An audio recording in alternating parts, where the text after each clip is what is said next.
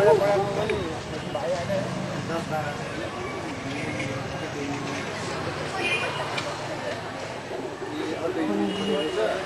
युनियनमा यसले के यसले आफू मलाई जहाँसम्म लाग्छ यसले के बुद्धिजीवी गरेछ भने 500 रुपियाँ 3500 रुपियाँ युनियनमा भएर परेको पैसा जम्मा हो 3500 रुपियाँ आलि उठाइसकेको छ क्या होइन 3500 रुपियाँ उठाइसक्यो बुवा त बित्नु भयो होइन बुवा त बित्दाखेरि यो आइहाल्यो 2 वर्षसम्म जानु सबैभन्दा पहिला तपाईँहरूको पसल कहिले इस्टाब्लिस भएको हाम्रो त्यसै त 2049 मा 49 सालमा अनि त्यहाँदेखि भन्नाले कति वर्ष भयो आज भयो त 15 वर्ष 15 वर्ष भइसक्यो अनि चाहिँ बागबजारमा सबैभन्दा पुरानो हामी स्टार्ट हुँदाखेरि बागबजार त्यही 4-5 वटा पसलहरू थिए त्यो हामी भएको सँगसँगैहरू त गइ पनि सक्यो हामी नै छौँ अहिले पुरानो अनि के छ तपाईँहरूको यो फेब्रिकहरू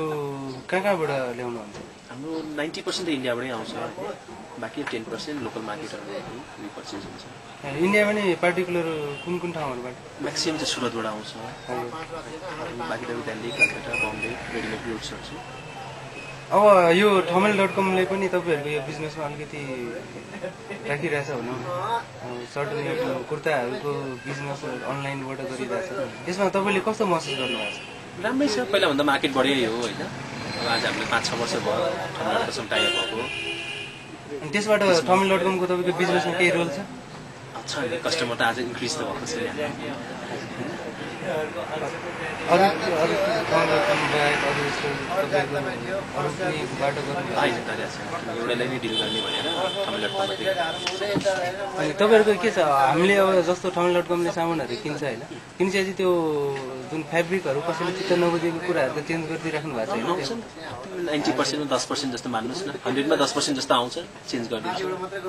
कुनै ठुलो कुरा होइन बिजनेसमा भइहाल्छ अब यो इन्टरनेट मार्केटिङमा तपाईँले के भन्नुपर्ने नै कुरा छुट्याएको छ जस्तो लाग्छ